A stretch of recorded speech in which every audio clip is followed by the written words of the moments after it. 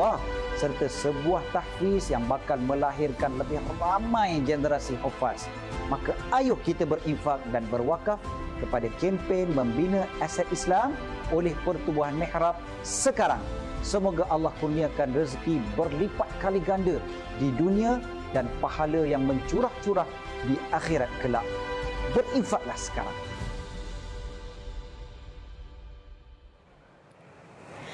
Masya Allah, kita mudahkan urusan orang lain, Allah akan mempermudahkan urusan kita. Amin. Insya Allah. Baiklah, pagi ini slot Assalam Biz kembali lagi. Masya Allah, dengan Yayasan Mihrab tentunya. Topik kita adalah tentang Ya Allah terimalah taubatku. Dan tentunya kita bersama dengan Duta Yayasan Mihrab sekali lagi hari ini. Masya Allah, yang dihormati Ustaz Iqbal Zain yang tersedondor dengan saya pagi ini. Assalamualaikum Ustaz. Waalaikumsalam warahmatullahi wabarakatuh. Sihat Ustaz ya? Alhamdulillah, syukur. Alhamdulillah, walaupun dah bersua semalam. Tapi pagi ini Ustaz, topik kita cukup menarik sekali. Almaklumlah kita baru berada dalam bulan yang pertama untuk tahun 2024. Memang inilah mudah-mudahan akan menjadi pedoman perjalanan hidup kita Ustaz. Dan apakah yang boleh kita kupaskan sebagai mukadimah tentang topik kita pagi ini Ustaz? Ya Allah, terimalah taubatku. Baik, terima kasih Farah. Assalamualaikum warahmatullahi wabarakatuh. Sidang penonton, sidang pendengar, para sahabat-sahabat yang dirahmati dan diberkati Allah SWT sekalian. Taubat adalah suatu tajuk yang menarik untuk kita bincangkan kerana ia adalah sebenarnya suatu sikap hati kita sebagai seorang hamba kepada pencipta kita, kepada Tuhan Empunya kita yang maha sempurna, yang memiliki segala kesempurnaan. Lalu sebagai seorang hamba, kita sentiasa mengakui kelemahan kita, kita sentiasa mengakui kekurangan kita dan banyak cacat celanya di dalam kehambaan kita kepada Allah, di dalam peribadatan kita kepada Allah Subhanahu Wa Taala. Maka taubat adalah suatu mekanisme, adalah suatu sifat yang Allah Subhanahu Wa Taala suruh untuk kita miliki sebagai seorang hamba, sebagai adab kita sebagai seorang hamba kepada Allah, sentiasa mengakui kelemahan kita dan sentiasa kita berada dalam pada setiap detik sentiasa kembali kepada Allah Subhanahu Wa Taala. Sidang penonton yang dirahmati Allah, kehidupan kita di dunia ini segalanya adalah sebuah perjalanan. Dan pada hati kita ada sebuah perjalanan yang lain, dan perjalanan itu adalah jalan kembali kepada Allah, jalan pulang kepada Allah Subhanahu Wa Taala. Maka kita mengakui bahawa kehidupan kita sebagai seorang manusia yang banyak alpa, yang banyak leka, yang banyak ghaflah, yang banyak kelalaian, kita banyak kecuaian dan kekurangan kita dalam menunaikan hak-hak Allah SWT, menunaikan tugas kita sebagai seorang hamba Allah SWT. Di situ kita kembali kepada Allah, memohon, Ya Allah, ampunilah segala kesalahan dan kesilapanku. Taubat, Rasulullah SAW bagi tahu, at-taubah huwan nadam. Rukun yang paling utama sekali, perkara yang paling utama sekali, elemen yang paling penting sekali dalam bertaubat adalah bentuk sikap hati yang menyesal, menginsafi bahawa dia melakukan sesuatu yang salah kepada Allah SWT, melakukan kesilapan, kekurangan kepada Allah. Sebagai seorang hamba, kita banyak kekurangan. Bahkan Nabi SAW yang ibadahnya sempurna, imannya sempurna, tauhidnya sempurna, ibadahnya sampai bengkak-bengkak kaki, tetapi setiap hari bertaubat kepada Allah Subhanahu Wa Taala dengan banyak kali taubat. Rasul bukan sekali dua bertaubat pada setiap hari. Setiap hari baginda bertaubat berkali-kali kepada Allah Subhanahu Wa Taala. Kerana apa? Kerana taubat adalah sikap hati kembali kepada Allah. Hidup di dunia, jalan kembali, jalan pulang kepada Allah Subhanahu Wa Taala. Maka seseorang tak perlu tunggu untuk berdosa dan bermaksiat terlebih dahulu untuk dia bertaubat kepada Allah Subhanahu Wa Taala. Rasul adalah orang yang maksum. Baginda tak ada dosa dan maksiat. Tetapi baginda mengamalkan sikap taubat. Ini adalah hayatut taubah. Kehidupan taubat ini hati yang sentiasa kembali, sentiasa pulang kepada Allah SWT, menginsafi kekurangan kita. Kerana Rasulullah sentiasa meningkat kerohaniannya. Baginda menginsafi keadaannya yang sebelum meningkatnya kerohanian tersebut pada setiap detik. Baginda sentiasa menginsafi kepada Allah, tidak take for granted kepada Allah SWT, tapi sentiasa mengakui, Ya Allah, Kaulah yang maha sempurna.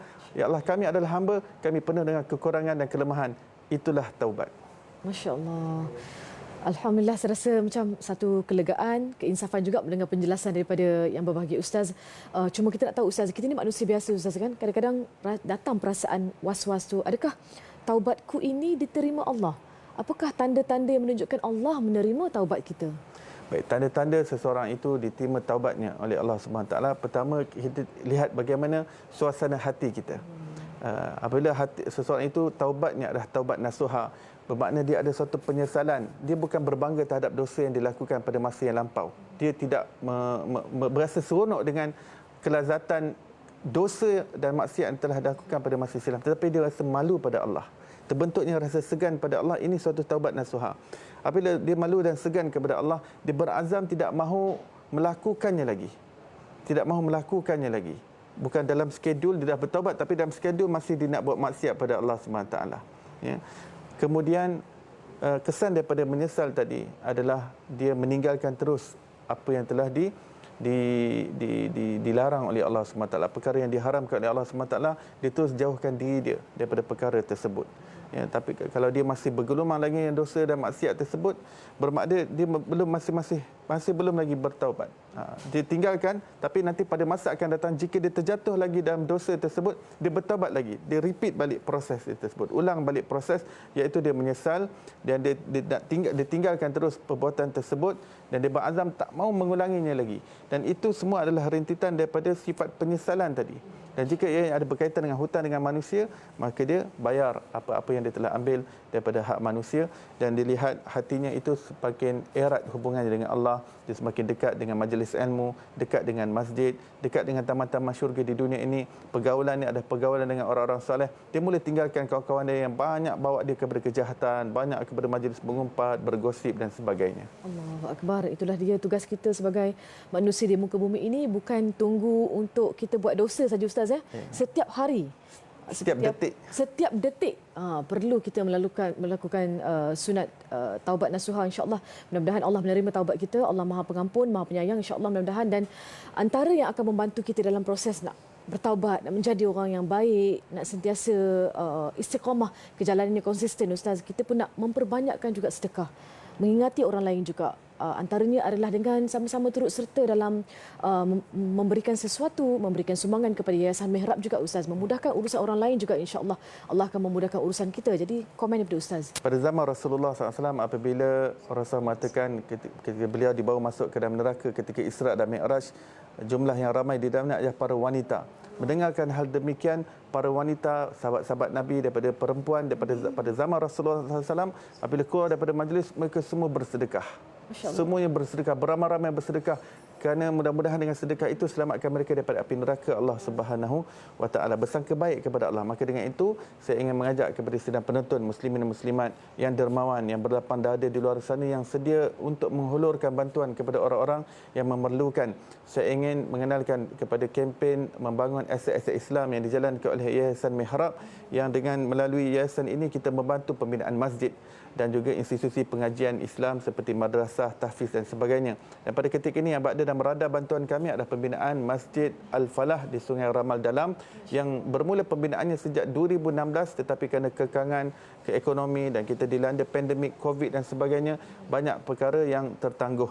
Dan ahli qaryah kampung masjid ini sangat-sangat berharap agar Ramadan yang akan datang tak lama lagi ini mereka dapat gunakan kemudahan dan juga fasiliti yang ada di masjid ini, kerana kita perlukan dana daripada tuan-tuan dan puan-puan untuk menyempurnakan pembinaan Masjid Al-Falah Sungai Ramal Dalam ini.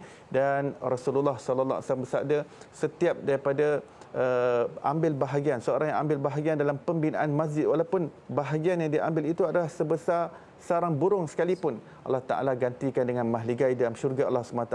Jadi saya ingin mengajak sidang penonton untuk pasak aset dan properti kita dalam syurga Allah Subhanahu Wa Taala menerusi infak kita, sedekah kita, wakaf kita. Mudah-mudahan setiap ringgit kita diberkati Allah dan lipat kali gandakan oleh Allah Subhanahu Wa Taala. Kepada anda yang ingin menyalurkan dana kepada yayasan ini, anda boleh lihat di kaca TV anda, ada nombor akaun bank yang tertera, akaun Maybank, dan juga di sana anda boleh melalui laman website kami dan boleh berinfak di sana melalui www.infakmihrab.com, ataupun anda boleh screenshot segera di kaca TV anda dan lihat, anda boleh scan QR code di sana dan anda boleh tentukan package secara konsisten yang anda boleh sumbangkan kepada dana yang kami sedang kumpulkan untuk membantu pembinaan rumah Allah Subhanahu Wa Taala. Masya Allah, jutaan terima kasih atas penjelasan tadi Ustaz. Terima kasih atas segala tunjuk ajar dan pesanan pagi ini Ustaz. InsyaAllah mudah-mudahan yang akan menonton, yang akan sama-sama memimpin perjalanan kita untuk tahun 2024 yang akan datang insyaAllah. Terima kasih Duta Yayasan Mihrab yang dihormati Ustaz Iqbal Zain, dan insyaAllah mudah-mudahan kita memperbanyakkan lagi rezeki, maksud saya memperbanyakkan lagi sedekah. InsyaAllah mudah-mudahan dapatlah kita melapangkan lagi kubur kita, memudahkan lagi urusan kita di alam sana nanti insya-Allah. Mudah-mudahan. Terima kasih Ustaz. Sama-sama. Jumpa lagi insya-Allah selepas ini dalam Assalamualaikum. Thank you Ustaz. Baik, terima kasih banyak. Jumpa lagi Masya-Allah.